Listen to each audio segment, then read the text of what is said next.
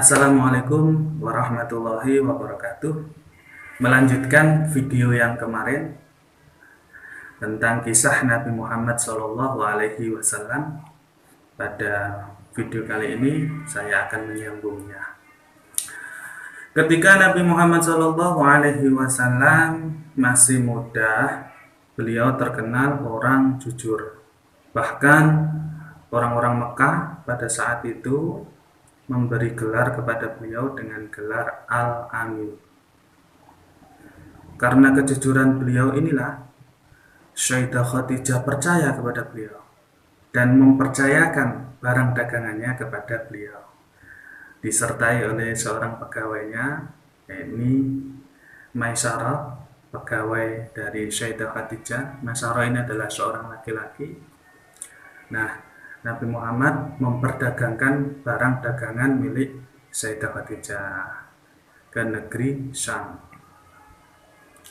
Nah, Maisarah ini selama menyertai Nabi Muhammad berdagang ke negeri Syam, beliau sangat heran dan sangat takjub sekali. Kenapa?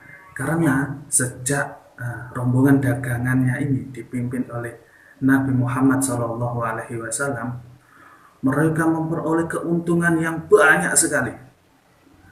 Barang dagangannya cepat laku. Bahkan bukan hanya itu, Maisarah menyaksikan peristiwa-peristiwa di luar kebiasaan. Contohnya ketika rombongan dagang ini menuju ke negeri Syam, mereka selalu dinaungi oleh awan, sehingga Nabi Muhammad beserta rombongannya tidak kepanasan. Dan masih banyak lagi yang lainnya. Nah, ketika sudah selesai urusan perdagangannya di negeri Syam, mereka kembali pulang dan menyetorkan hasil dagangannya di negeri Syam kepada juragannya, yaitu Sayyidah Khadijah. Nah, Maisarah menceritakan semua kepribadian Nabi Muhammad SAW dan peristiwa-peristiwa di luar kebiasaan yang beliau alami ketika menyertai Nabi Muhammad SAW berdagang ke negeri Syam. Mendengar cerita dari Maisarah, Sayyidah Khadijah semakin simpati, semakin tertarik kepada Nabi Muhammad SAW.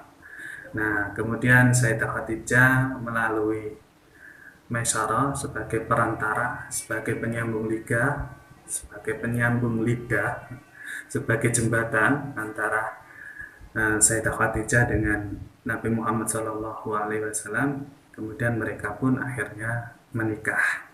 Pada saat itu Sayyidah Khadijah berusia 40 tahun dengan status janda 2 kali, yaitu pertama Sayyidah Khadijah menikah dengan Atik ibn Wa'id.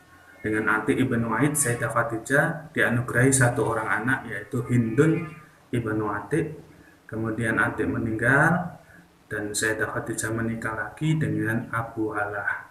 Dengan Abu Halah ini Sayyidah Khadijah dianugerahi 2 orang anak, yaitu Hindun ibn Halah dan Halah ibn Halah. Kemudian Abu Halah meninggal dan yang ketiga kalinya Sayyidah Khadijah menikah dengan Nabi Muhammad SAW. Ketika itu Nabi Muhammad belum diangkat menjadi nabi dan usia beliau 25 tahun. Jadi pada saat Nabi Muhammad menikah dengan Sayyidah Khadijah berumur 40 tahun dan Nabi Muhammad berumur 25 tahun. Nah, setelah menikah, kehidupan rumah tangga beliau ini menjadi contoh, menjadi teladan bagi orang-orang Quraisy, orang-orang Mekah pada saat itu. Nabi Muhammad sangat sayang sekali kepada Sayyidah Khadijah, sangat cinta sekali kepada Sayyidah Khadijah. Berbeda dengan orang-orang Arab, laki-laki Arab pada saat itu, laki-laki Mekah ya pada saat itu, yang memperlakukan wanita hanya sebagai pelampiasan nafsu saja. Begitu pula dengan Sayyidah Khadijah, beliau walaupun seorang yang kaya raya, Beliau tidak menonjol-nonjolkan hartanya, tidak membangga-banggakan hartanya, tapi beliau malah memasrahkan semua hartanya untuk dikelola oleh Nabi Muhammad SAW. Nah, Nabi Muhammad di samping mengelola perdagangan bisnis milik Sayyidah Khadijah, beliau juga membantu orang-orang melarat. Walaupun begitu, kekayaan beliau tidak malah menyusut, tapi malah bertambah dan bertambah, malah banyak. Nah, tahun demi tahun berjalan, kehidupan rumah tangga Sayyidah Khadijah dengan Nabi Muhammad semakin tentram, semakin harmonis.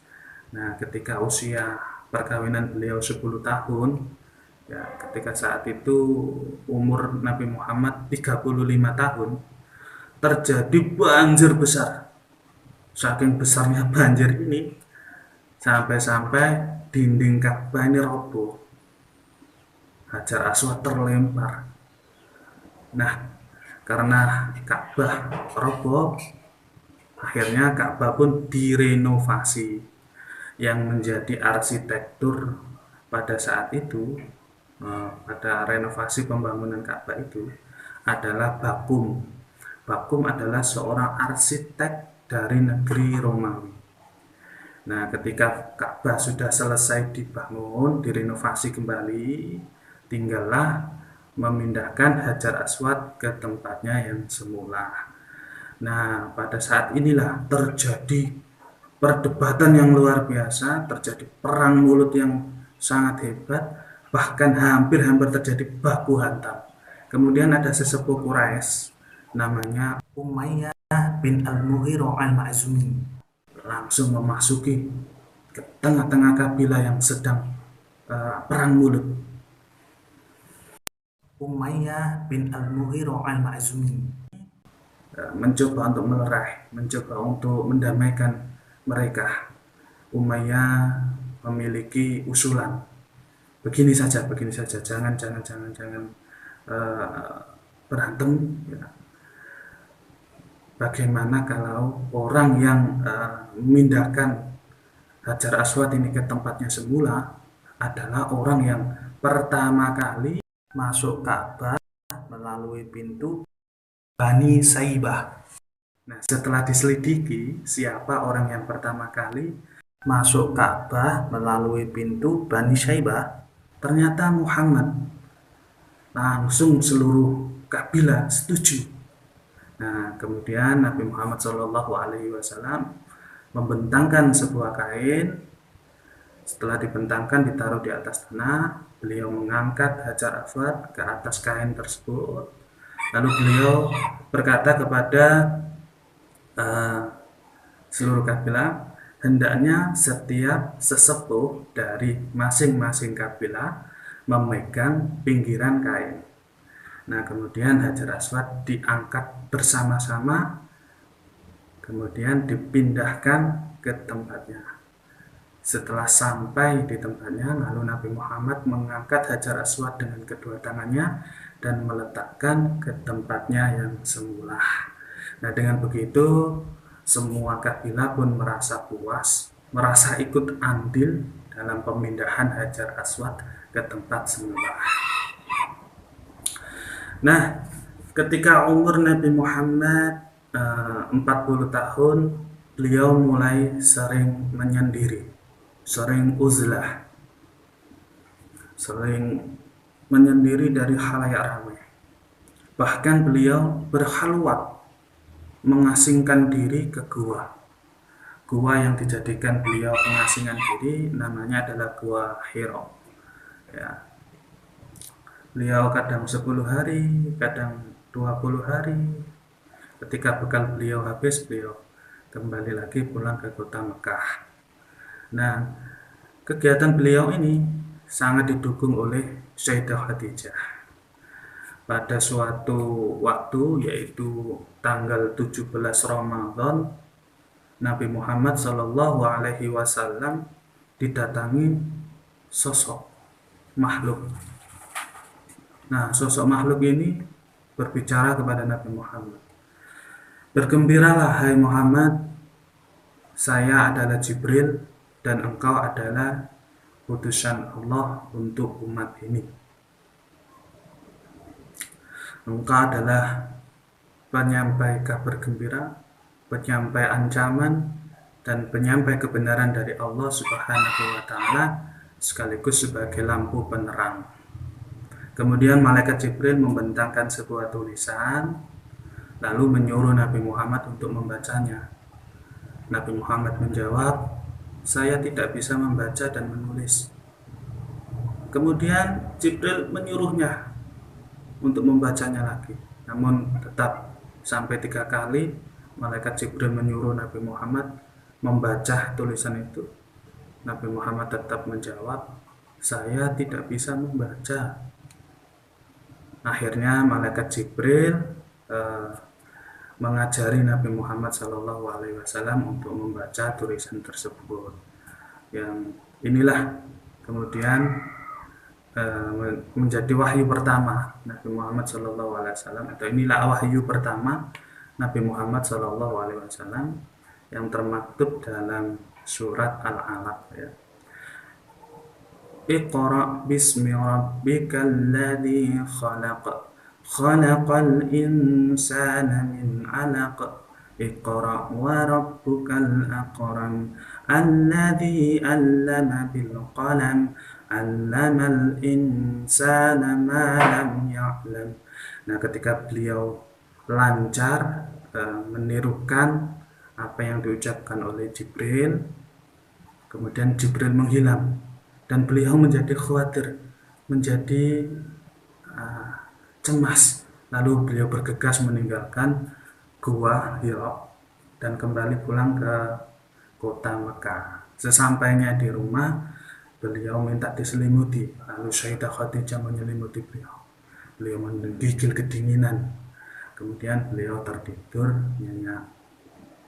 Melihat suaminya dari gua dengan kondisi seperti itu, menggigil kedinginan, Sayyidah Khadijah khawatir dan cemas.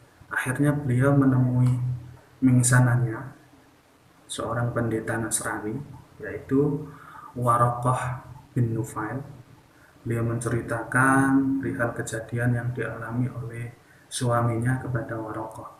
Spontan Waraqah berucap, "Kudus, kudus, wahai Khadijah, jika engkau percaya kepada saya, sesungguhnya yang telah datang kepada suamimu itu adalah Namus Akbar, yang pernah datang pula kepada Nabi Musa dulu.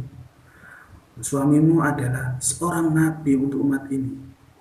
Nah, mendengar ucapan Waraqah bin Nufail, kemudian Sayyidah Khadijah kembali pulang dan menceritakannya kepada Nabi Muhammad SAW. Untuk meyakinkan ucapannya, Sayyidah Khadijah mengajak beliau, Nabi Muhammad, untuk menemui Waraqah bin Nufail. Nah, kemudian Nabi Muhammad SAW menceritakan semua peristiwa yang ia alami kepada Waraqah bin Nufail. Spontan Waraqah bin Nufail pun berkata, "Suci, suci, wahai putra saudaraku, sesungguhnya yang datang kepadamu adalah rahasia besar, rahasia yang pernah datang pula kepada Nabi Musa. Seandainya saya masih segar, saya masih kuat dan masih hidup, ketika nanti kaummu mengusirmu, maka saya akan menolongmu." Mendengar ucapan Waraqah bin Nufail, kemudian Nabi Muhammad SAW bertanya kepada Waraqah, "Apakah nanti kaumku akan mengusirku?"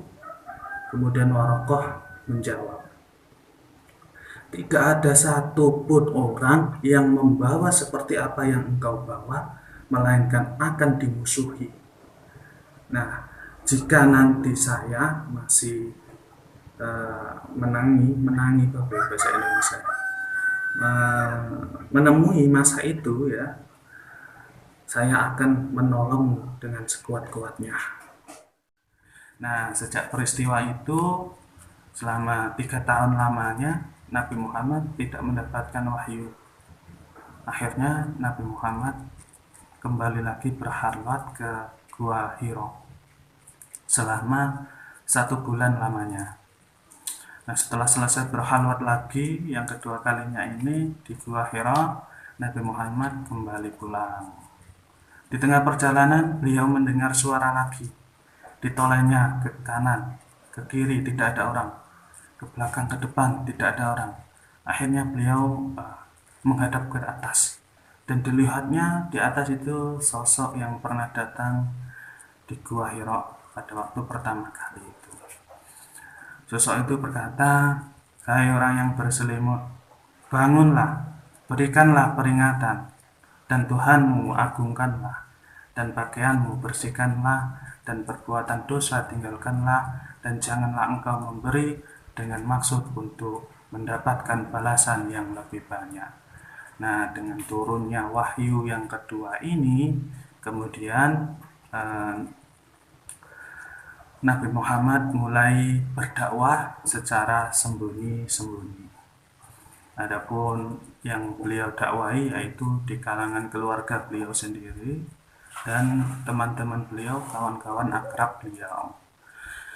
Dan yang masuk Islam, dari golongan yang masuk Islam pertama kali itu diantaranya adalah Khadijah binti Khuwailid, ya, istri Rasulullah sendiri, kemudian Ali bin Abi Thalib, kemudian Zaid bin Haritsah, Abu Bakar, Utsman, kemudian Zubair bin Awam, kemudian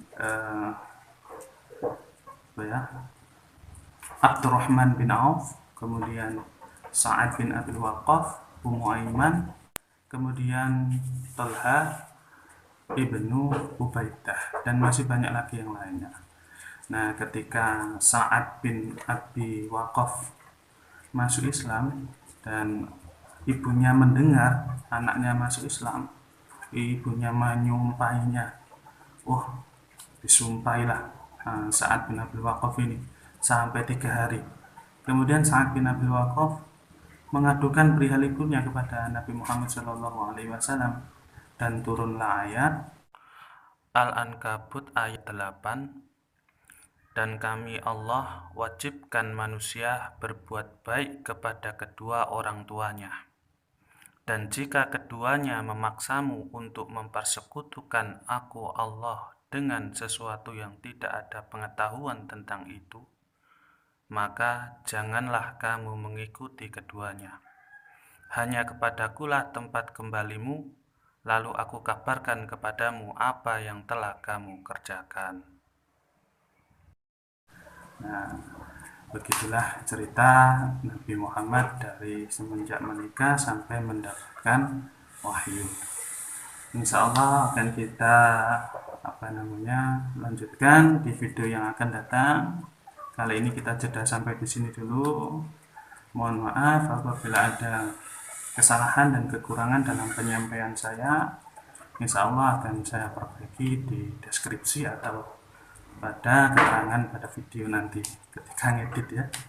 Oke, assalamualaikum warahmatullahi wabarakatuh.